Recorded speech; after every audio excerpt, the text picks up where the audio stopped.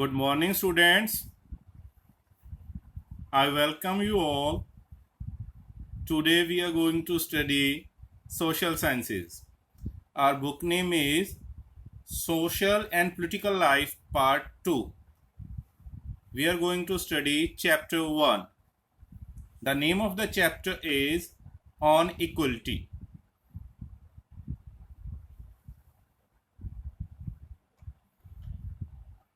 India is a democracy. India is a democracy.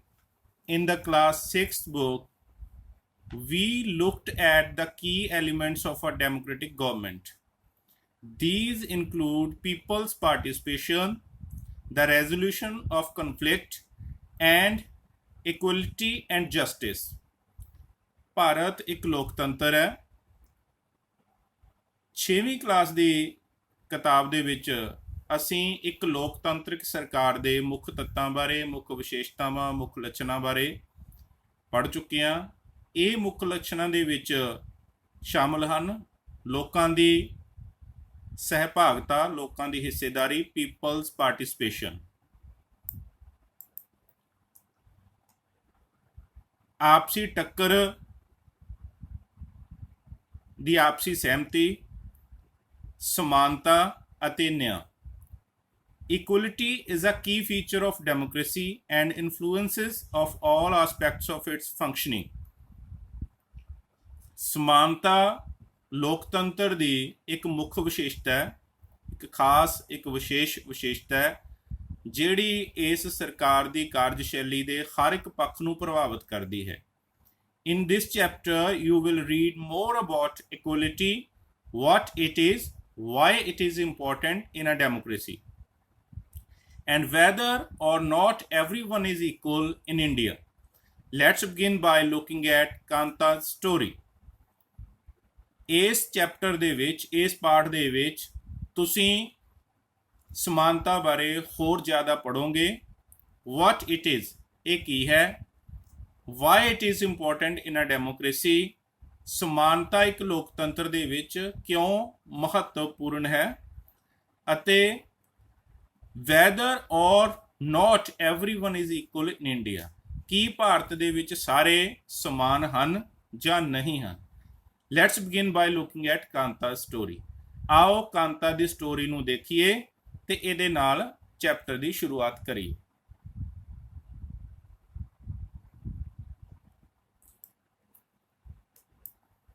On election day, Kanta and her friend Sujata are waiting to cast their votes.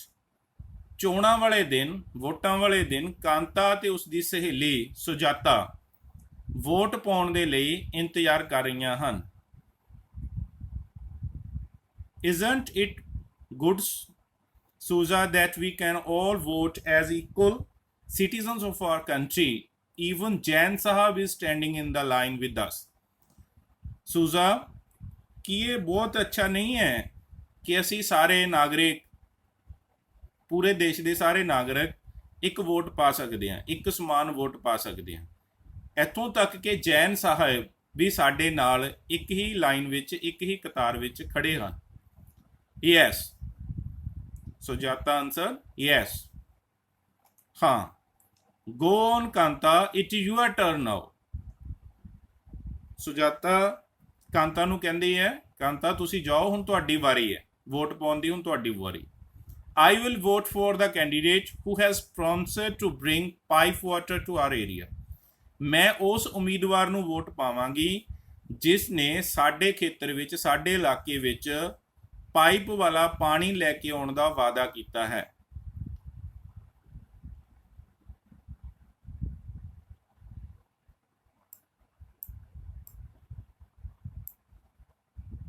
Afterwards, we will see you later, Kanta. ਇਸ ਤੋਂ ਬਾਅਦ ਅਗਲੀ ਤਸਵੀਰ ਦੇ ਵਿੱਚ ਤੁਸੀਂ ਦੇਖ ਸਕਦੇ ਹੋ ਕਿ ਉਹ ਇੱਕ ਦੂਸਰੇ ਨੂੰ ਕਹਿੰਦੀ ਹੈ, ਕਾਂਤਾ ਆਪਾਂ ਦੁਬਾਰਾ ਮਿਲਾਂਗੇ। ਯੈਸ, ਨਮਸਤੇ ਸਾਹਿਬ। ਹਾਂ ਸਾਹਿਬ, ਨਮਸਤੇ, ਨਮਸਕਾਰ। ਵੋਟ ਪਾਉਣ ਤੋਂ ਬਾਅਦ ਕਾਂਤਾ ਆਪਣੇ ਘਰ ਚਲੀ ਜਾਂਦੀ ਹੈ। ਅਗਲੀ ਤਸਵੀਰ ਦੇ ਵਿੱਚ ਅਸੀਂ ਦੇਖ ਸਕਦੇ ਹਾਂ, Gudiya has been running fever and I have to take her to the hospital. but I will have to finish the work at Sahib's house first and ask for some advance. Kanta ਕਹਿੰਦੀ ਹੈ ਗੁੜੀਆ ਹੈਜ਼ ਬੀਨ ਰਨਿੰਗ ਫੀਵਰ, ਗੁੜੀਆ ਜਿਹੜੀ ਮੇਰੀ ਬੱਚੀ ਹੈ, ਬੇਟੀ ਹੈ, ਉਸ ਨੂੰ ਬੁਖਾਰ ਹੈ, ਹੋ ਰਿਹਾ ਹੈ। I have to take her to the hospital, ਮੈਨੂੰ ਉਸ ਨੂੰ ਹਸਪਤਾਲ ਲੈ ਕੇ ਜਾਣਾ ਪੈਂਦਾ ਹੈ। But I will have to finish the work at Sahib's house first, ਪਰ ਮੈਨੂੰ ਪਹਿਲਾਂ ਸਾਹਿਬ ਦੇ ਘਰ ਦਾ ਕੰਮ ਖਤਮ ਕਰਨਾ ਪਵੇਗਾ ਤੇ ਸਾਹਿਬ ਨੂੰ ਕੁਝ ਪੈਸੇ ਅਗੇਤੇ ਐਡਵਾਂਸ ਪੇਸ਼ਗੀ ਦੇਣ ਲਈ ਕਹਿਣਾ ਪਵੇਗਾ।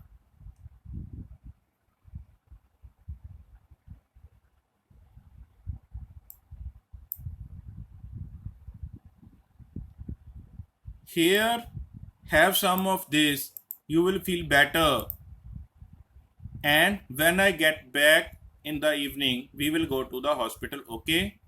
ਕਾਂਤਾ ਆਪਣੀ ਬੇਟੀ ਨਾਲ ਗੱਲ ਕਰ ਰਹੀ ਹੈ। Here, have some of this, you will feel better, ਉਹ ਕੁਛ ਨੂੰ ਖਾਣ ਪੀਣ ਨੂੰ ਦਿੰਦੀ ਹੈ ਕਿ ਮੇਰੇ ਕੋਲ ਆ ਕੁਛ ਹੈ ਜਿਹੜਾ ਤੂੰ ਲੈ ਲੈ, ਖਾ ਲੈ, ਔਰ ਤੈਨੂੰ ਪਹਿਲਾਂ ਨਾਲੋਂ ਵਧੀਆ ਮਹਿਸੂਸ ਹੋਵੇਗਾ। ਅਤੇ ਜਦੋਂ ਮੈਂ ਸ਼ਾਮ ਨੂੰ ਘਰ ਵਾਪਸ ਆ ਜਾਵਾਂਗੀ ਸਾਹਿਬ ਦੇ ਘਰ ਦਾ ਕੰਮ ਖਤਮ ਕਰਕੇ ਤੇ ਉਸ ਤੋਂ ਕੁਛ ਐਡਵਾਂਸ ਪੈਸੇ ਲੈ ਕੇ ਫਿਰ ਆਪਾਂ ਹਸਪਤਾਲ ਜਾਵਾਂਗੇ। ਕੀ ਇਹ ਠੀਕ ਹੈ?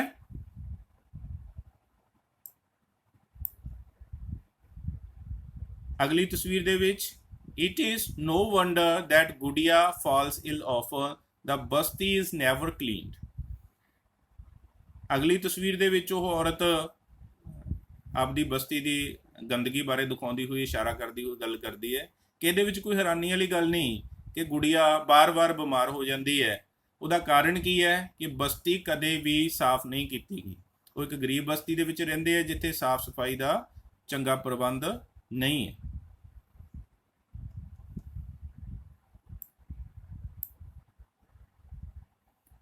ਅਗਲੀ ਤਸਵੀਰ ਦੇ ਵਿੱਚ make sure to do the corners properly. ਸਾਹਿਬ ਦੇ ਘਰ ਜਿੱਥੇ ਉਹ ਕੰਮ ਕਰਦੀ ਹੈ ਕਾਂਤਾ, ਤਾਂ ਸਾਹਿਬ ਤੇ ਉਹਦੀ ਸਾਹਿਬ ਦੀ ਮਿਸਿਸ ਉਹਨੂੰ ਕਹਿੰਦੀ ਹੈ ਕਿ ਤੂੰ ਚੰਗੀ ਤਰ੍ਹਾਂ ਸਫਾਈ ਕਰ, ਕੋਈ ਵੀ ਕੋਨਾ ਜਿਹੜਾ ਉਹ ਖਾਲੀ ਨਾ ਰਹਿ ਜਾਵੇ।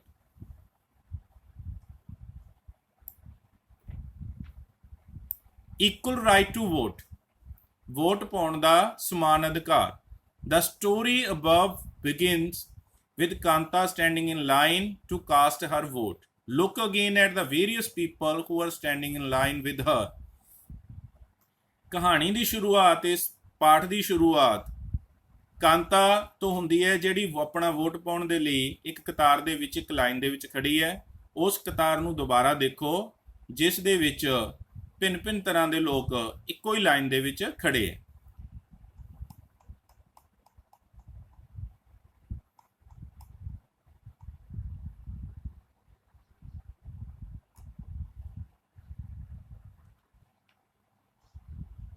ਡੀਅਰ ਸਟੂਡੈਂਟਸ, ਇਹ ਉਹ ਕਤਾਰ ਬਣੀ ਹੋਈ ਹੈ ਜਿਹਦੇ 'ਚ ਅਸੀਂ ਦੇਖ ਸਕਦੇ ਹਾਂ Manjeet Kaur teacher, Teja Singh trader, Girish Rao student, Kanta Devi domestic worker, Sujata Kumari domestic worker. Vote ਪਾਉਣ ਦੇ ਲਈ ਇੱਕ ਕਤਾਰ ਲੱਗੀ ਹੋਈ ਹੈ ਜਿਹਦੇ ਵਿੱਚ ਇੱਕ ਪੜ੍ਹੀ ਲਿਖੀ ਟੀਚਰ ਵੀ ਖੜੀ ਹੈ, ਜਿਹਦੇ ਵਿੱਚ ਇੱਕ ਵਪਾਰੀ ਤੇਜਾ ਸਿੰਘ ਵੀ ਖੜਾ ਹੈ, ਜਿਹਦੇ ਵਿੱਚ ਇੱਕ ਵਿਦਿਆਰਥੀ ਗਰੀਸ਼ ਰਾਓ ਵੀ ਖੜਾ ਹੈ, ਔਰ ਘਰ ਦੇ ਵਿੱਚ ਕੰਮ ਕਰਨ ਵਾਲੀ ਕਾਂਤਾ ਦੇਵੀ ਤੇ ਸੁਜਾਤਾ ਕੁਮਾਰੀ ਵੀ ਖੜੀ ਹੈ। ਕਹਿਣ ਦਾ ਮਤਲਬ ਕਿ ਵੋਟ ਪਾਉਣ ਦੇ ਸਮੇਂ ਬਿਲਕੁਲ ਵੀ ਧਰਮ ਦਾ, ਜਾਤ ਦਾ, ਸਾਡੇ ਆਰਥਿਕ ਪੱਧਰ ਦਾ, ਅਸੀਂ ਅਮੀਰ ਹਾਂ ਗਰੀਬ ਹਾਂ, ਇਹਨਾਂ ਸਾਰੀਆਂ ਗੱਲਾਂ ਨਾਲ ਕੋਈ ਫਰਕ ਨਹੀਂ ਪੈਂਦਾ। ਸਾਰਿਆਂ ਨੂੰ ਇੱਕੋ ਜੀ ਇੱਕ ਹੀ ਵੋਟ ਪਾਉਣ ਦਾ ਅਧਿਕਾਰ ਦਿੱਤਾ ਗਿਆ ਔਰ ਸਾਰਿਆਂ ਨੂੰ ਇੱਕੋ ਹੀ ਲਾਈਨ ਦੇ ਵਿੱਚ ਖੜੇ ਕੀਤਾ ਜਾਂਦਾ।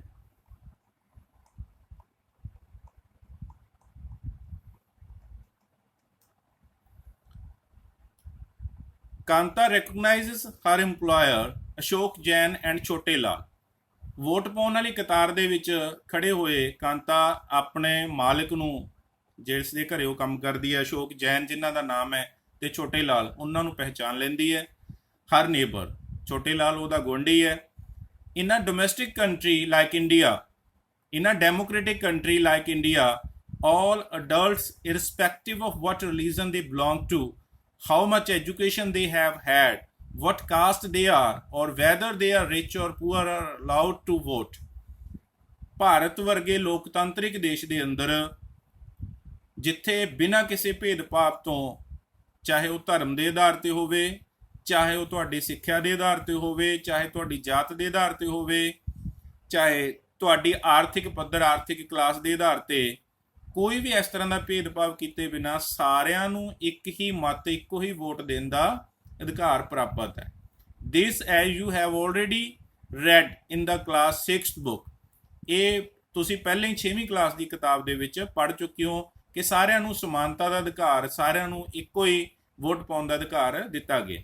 Is called universal adult franchise, ਇਹਨੂੰ ਇੱਕ ਬਾਲਗ ਮਤ ਅਧਿਕਾਰ ਕਹਿੰਦੇ ਆ ਕਿ ਸਾਰੇ ਅਡਲਟਸ ਨੂੰ ਜਿਨ੍ਹਾਂ ਦੀ ਉਮਰ 18 ਸਾਲ ਜਾਂ 18 ਸਾਲ ਤੋਂ ਵੱਧ ਹੋ ਚੁੱਕੀ ਹੈ, ਬਿਨਾਂ ਕਿਸੇ ਭੇਦਭਾਵ ਤੋਂ ਉਹਨਾਂ ਨੂੰ ਇੱਕ ਸਮਾਨ ਵੋਟ ਪਾਉਣ ਦਾ ਅਧਿਕਾਰ ਦਿੱਤਾ ਗਿਆ। And is an essential aspect of all democracies, ਤੇ ਇਹ ਸਾਰੇ ਲੋਕਤੰਤਰਿਕ ਸਰਕਾਰਾਂ ਦਾ, ਸਾਰੇ ਲੋਕਤੰਤਰਿਕ ਦੇਸ਼ਾਂ ਦਾ ਇੱਕ ਬਹੁਤ ਹੀ ਜ਼ਰੂਰੀ ਪੱਖ ਹੈ ਕਿ ਉੱਥੇ ਬਾਲਗ ਮਤ ਅਧਿਕਾਰ ਹੋਵੇ, ਭਾਵ ਸਾਰੇ ਅਡਲਟਸ ਨੂੰ ਇੱਕ ਸਮਾਨ ਵੋਟ ਦਾ ਅਧਿਕਾਰ ਦਿੱਤਾ ਜਾਏ। The idea of universal adult franchise is based on the idea of equality because it states that every adult in a country, irrespective of their wealth and the communities he belongs to, has one vote. ਇਹ ਜਿਹੜਾ ਵਿਚਾਰ ਹੈ ਬਾਲਗ ਮਤ ਅਧਿਕਾਰ ਦਾ, ਇਹ ਇਸ ਗੱਲ ਤੇ ਆਧਾਰਿਤ ਹੈ, ਸਮਾਨਤਾ ਦੇ ਆਧਾਰਿਤ ਹੈ ਕਿ ਹਰ ਇੱਕ ਦੇਸ਼ ਰਾਜ ਦੇ ਅੰਦਰ ਹਰ ਇੱਕ ਬਾਲਗ ਨੂੰ, ਹਰ ਇੱਕ ਅਡਲਟ ਨੂੰ ਉਸ ਦੇ ਧਨ ਵਿੱਚ ਵਖਰੇਵੇਂ ਦੇ ਬਾਵਜੂਦ, ਉਹ ਕਿਹੜੇ ਸਮੁਦਾਇ ਦਾ ਹੈ, ਇਸ ਗੱਲ ਦੇ ਬਾਵਜੂਦ ਉਹਨੂੰ ਇੱਕ ਹੀ ਵੋਟ ਪਾਉਣ ਦਾ ਅਧਿਕਾਰ ਦਿੱਤਾ ਜਾਂਦਾ। Kanta is excited to vote and happy that she is equal to all of the others because each of them has one vote. Kanta ਇਸ ਗੱਲ ਨੂੰ ਲੈ ਕੇ ਬਹੁਤ ਹੀ ਖੁਸ਼ ਅਤੇ ਉਤੇਜਿਤ ਹੁੰਦੀ ਹੈ ਵੋਟ ਪਾ ਕੇ ਕਿ ਉਸ ਨੂੰ ਵੀ ਦੂਸਰੇ ਵਿਅਕਤੀਆਂ ਦੇ ਬਰਾਬਰ ਇੱਕ ਹੀ ਵੋਟ ਪਾਉਣ ਦਾ ਅਧਿਕਾਰ ਦਿੱਤਾ ਗਿਆ। ਮਤਲਬ ਸਾਰਿਆਂ ਨੂੰ ਇੱਕ ਇੱਕ ਹੀ ਵੋਟ ਪਾਉਣ ਦਾ ਅਧਿਕਾਰ ਹੈ। ਇਹ ਨਹੀਂ ਕਿ ਗਰੀਬ ਨੂੰ ਇੱਕ ਤੇ ਅਮੀਰ ਨੂੰ ਦੋ, ਅਨਪੜ੍ਹ ਨੂੰ ਇੱਕ ਵੋਟ ਤੇ ਪੜ੍ਹੇ ਲਿਖੇ ਨੂੰ ਦੋ, ਇਸ ਤਰ੍ਹਾਂ ਦਾ ਕੋਈ ਡਿਸਕ੍ਰਿਮੀਨੇਸ਼ਨ, ਕੋਈ ਭੇਦਭਾਵ ਨਹੀਂ ਕੀਤਾ ਗਿਆ, ਸਾਰਿਆਂ ਨੂੰ ਇਕੁਅਲ ਰੱਖਿਆ ਗਿਆ। But as her day goes on, Kanta becomes less certain about what his equality really means. ਪਰ ਜਿਵੇਂ ਹੀ ਦਿਨ ਅੱਗੇ ਵੱਧਦਾ ਹੈ ਤਾਂ ਕਾਂਤਾ ਨੂੰ ਇਹ ਗੱਲ ਨਿਸ਼ਚਿਤ ਨਹੀਂ ਰਹਿੰਦੀ ਕਿ ਸੱਚਾਈ ਦੇ ਵਿੱਚ ਜ਼ਮੀਨੀ ਪੱਧਰ ਤੇ ਉਹਦੀ ਇਹ ਸਮਾਨਤਾ ਦਾ ਕੀ ਅਰਥ ਹੈ। What is it that makes Kanta unsure, ਇਹ ਕਿਹੜੀਆਂ ਚੀਜ਼ਾਂ ਹੈ ਜਿਹੜੀਆਂ ਕਾਂਤਾ ਨੂੰ ਦੇ ਯਕੀਨ ਨੂੰ ਹਿਲਾ ਦਿੰਦੀਆਂ ਨੇ, ਸਮਾਨਤਾ ਦੇ ਵਿੱਚ ਉਹਦਾ ਯਕੀਨ ਘਟ ਜਾਂਦਾ। Let's take a look at a day in her life. She lives in a slum and has a drain behind her house. ਆਓ ਅਸੀਂ ਉਸ ਦੇ ਪੂਰੇ ਜ਼ਿੰਦਗੀ ਦੇ ਇੱਕ ਦਿਨ ਤੇ ਝਾਤੀ ਮਾਰੀਏ, ਦੇਖੀਏ, ਇਹਨੂੰ ਸਮਝੀਏ ਕਿ ਉਹ ਇੱਕ ਗਰੀਬ ਇਲਾਕੇ ਦੇ ਵਿੱਚ ਰਹਿੰਦੀ ਹੈ, ਸਲਮ ਏਰੀਏ ਦੇ ਵਿੱਚ ਰਹਿੰਦੀ ਹੈ। ਉਹਦੇ ਘਰ ਦੇ ਪਿੱਛੋਂ ਦੀ ਇੱਕ ਗੰਦਾ ਨਾਲਾ ਨਿਕਲਦਾ ਹੈ। Her daughter is sick but she can not take the day off from work. ਉਹਦੀ ਬੇਟੀ, ਉਹਦੀ ਧੀ ਬਿਮਾਰ ਹੈ, ਪਰ ਉਹ ਫਿਰ ਵੀ ਕੰਮ ਤੋਂ ਇੱਕ ਦਿਨ ਦੀ ਛੁੱਟੀ ਨਹੀਂ ਲੈ ਸਕਦੀ because she needs to borrow money from her employers to take her child to the doctor, ਕਿਉਂਕਿ ਉਹਨੂੰ ਆਪਣੇ ਮਾਲਕ ਤੋਂ ਪੈਸੇ ਉਧਾਰ ਲੈ ਕੇ ਆਪਣੀ ਬੇਟੀ ਨੂੰ ਡਾਕਟਰ ਦੇ ਲੈ ਕੇ ਜਾਣਾ। Her job as a domestic help tires her out. ਉਸ ਦੀ ਘਰੇ ਕੰਮ ਕਰਨ ਦੀ ਜਿਹੜਾ ਕੰਮ ਹੈ, ਜੌਬ ਹੈ, ਉਹਨੂੰ ਪੂਰੀ ਤਰ੍ਹਾਂ ਥਕਾ ਦਿੰਦੀ ਹੈ। And finally she ends her day by again standing in a long line. ਅਤੇ ਇੰਨਾ ਕੰਮ ਕਰਨ ਤੋਂ ਬਾਅਦ, ਇੰਨਾ ਥੱਕਣ ਤੋਂ ਬਾਅਦ ਵੀ ਉਹਨੂੰ ਇੱਕ ਲੰਬੀ ਲਾਈਨ ਦੇ ਵਿੱਚ ਖੜੇ ਹੋਣਾ ਪੈਂਦਾ ਹੈ ਜਿੱਥੇ ਉਹਦੇ ਦਿਨ ਦੀ ਅਖੀਰ ਹੁੰਦੀ ਹੈ ਆਪਣੀ ਬੇਟੀ ਦਾ ਇਲਾਜ ਕਰਾਉਣ ਲਈ। This line in front of the government hospital, ਇਹ ਲਾਈਨ ਸਰਕਾਰੀ ਹਸਪਤਾਲ ਦੇ ਸਾਹਮਣੇ ਖੜਨ ਦੀ ਲਾਈਨ ਹੈ। is unlike the one in the morning because most of people standing in it are poor। ਇਹ ਸਵੇਰ ਸਮੇਂ ਵੋਟਾਂ ਦੇ ਸਮੇਂ ਲੱਗੀ ਹੋਈ ਲਾਈਨ ਵਰਗੀ ਲਾਈਨ ਨਹੀਂ ਹੈ, ਕਿਉਂਕਿ ਉੱਥੇ ਸਾਰੇ ਤਰ੍ਹਾਂ ਦੇ ਲੋਕ ਖੜੇ ਸੀ, ਅਮੀਰ ਵੀ, ਗਰੀਬ ਵੀ, ਪੜ੍ਹੇ ਲਿਖੇ ਵੀ, ਅਨਪੜ੍ਹ ਵੀ। ਪਰ ਇੱਥੇ ਜਿਹੜੀ ਸਰਕਾਰੀ ਹਸਪਤਾਲ ਦੇ ਸਾਹਮਣੇ ਲਾਈਨ ਲੱਗੀ ਹੋਈ ਹੈ, ਇਹਦੇ ਵਿੱਚ ਸਾਰੇ ਦੇ ਸਾਰੇ ਗਰੀਬ ਵਿਅਕਤੀ ਖੜੇ ਹੈ, ਕੋਈ ਵੀ ਪੜ੍ਹਿਆ ਲਿਖਿਆ ਜਾਂ ਅਮੀਰ ਵਿਅਕਤੀ ਨਹੀਂ ਹੈ। ਤਾਂ ਕਾਂਤਾ ਨੂੰ ਇਹ ਮਹਿਸੂਸ ਹੁੰਦਾ ਹੈ ਕਿ ਸੱਚੀ ਮੁੱਚੀ ਦੀ ਜ਼ਿੰਦਗੀ ਦੇ ਵਿੱਚ ਸਾਡੇ ਦੇਸ਼ ਦੇ ਅੰਦਰ ਇਕੁਅਲਿਟੀ ਨਹੀਂ ਹੈ, ਸਮਾਨਤਾ ਨਹੀਂ ਹੈ। Do you think Kanta has enough reason to doubt whether she really is equal? ਕੀ ਤੁਸੀਂ ਸੋਚਦੇ ਹੋ ਕਿ ਕਾਂਤਾ ਕੋਲੇ ਇਸ ਤਰ੍ਹਾਂ ਦੇ ਬਹੁਤ ਸਾਰੇ ਕਾਰਨ ਸੀ ਕਿ ਉਹ ਸੱਚੀ ਮੁੱਚੀ ਇਹ ਸੋਚ ਸਕਦੀ ਕਿ ਕੀ ਉਹ ਸੱਚੀ ਮੁੱਚੀ ਦੂਜਿਆਂ ਦੇ ਸਮਾਨ ਹੈ, ਉਹਨੂੰ ਦੂਸਰੇ ਇਨਸਾਨਾਂ ਦੇ, ਦੂਸਰੇ ਲੋਕਾਂ ਦੇ ਬਰਾਬਰ ਸਮਝਿਆ ਜਾਂਦਾ ਹੈ। List 3 reasons from the story above that might make her feel like this. ਇਸ ਕਹਾਣੀ ਦੇ ਵਿੱਚੋਂ ਪੜ੍ਹ ਕੇ 3 ਇਹੋ ਜਿਹੇ ਕਾਰਨ ਲੱਭੋ ਜਿਹੜੇ ਉਸ ਨੂੰ ਇਹ ਮਹਿਸੂਸ ਕਰਾ ਸਕਣ ਕਿ ਉਹ ਸਹੀ ਸੋਚ ਰਹੀ ਹੈ, ਕਿ ਉਹ ਇਕੁਅਲ ਨਹੀਂ ਹੈ। Students, it is a very lengthy lesson. We will study it in 2 or 3 parts. First part of the chapter ends here. Thank you.